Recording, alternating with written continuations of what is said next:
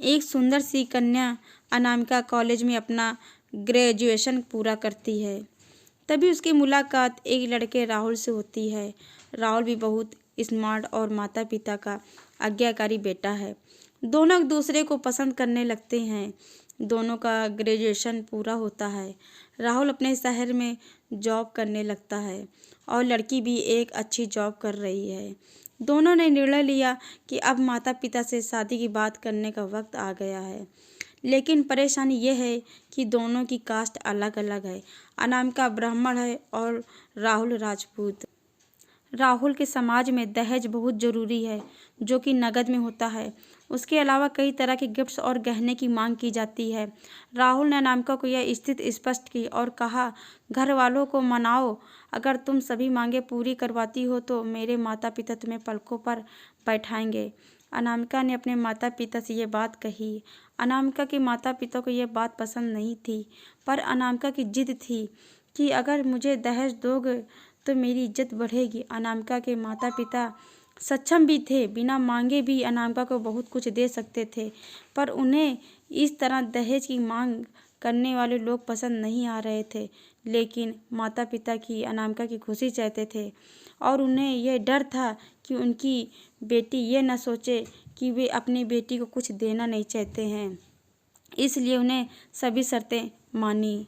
शादी में राहुल को कार, फ्लैट, फर्नीचर के साथ 50 लाख नकद दिए गए।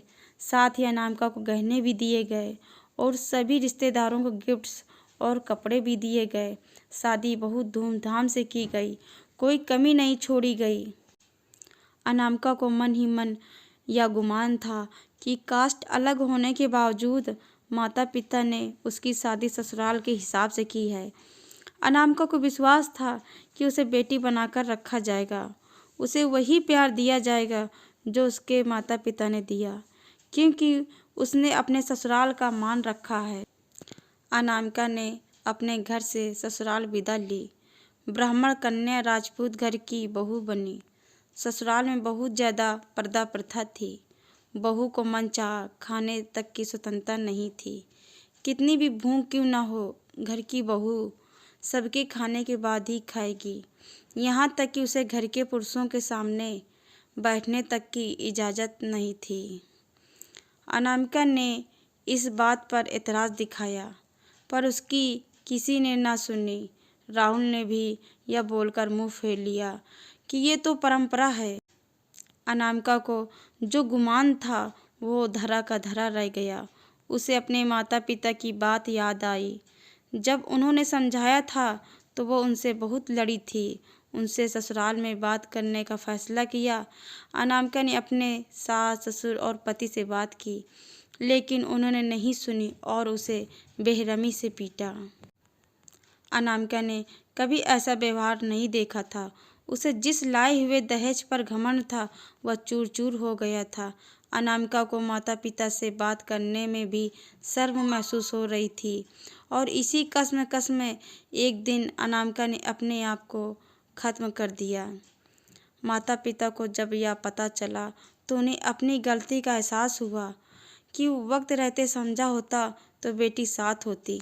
जो लोग दहेज पर बेटी की शादी करते हैं उनकी सोच हर तरह से छोटी होती है। जो बेटे को नीलाम कर सकते हैं वो किसी और बेटी को कैसे अपनी बेटी बना सकते हैं। दहेज कभी खुशी की चाबी नहीं बन सकता, ये बात सभी को समझनी होगी। इस दहेज प्रथा की कहानी में आपने पढ़ा होगा कि माता पिता ही नहीं बल्कि लड़की की सोच भी दहेज को सपोर्ट कर रही थी। कई बार लड़कियों को दहेज को गुमान हो जाता है, पर जो लोग लोभी होते हैं वो कभी अच्छे नहीं हो सकते हैं।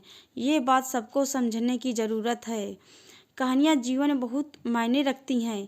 कई बार बड़ी सी बड़ी डिग्री भी ज्ञान नहीं देती और एक छोटी सी कहानी जीवन बदल देती है। हेलो गाइस, अगर ये मेरी स्टोरी अच्छी लगी हो तो लाइक, सब्सक्राइब एंड कमेंट करिए।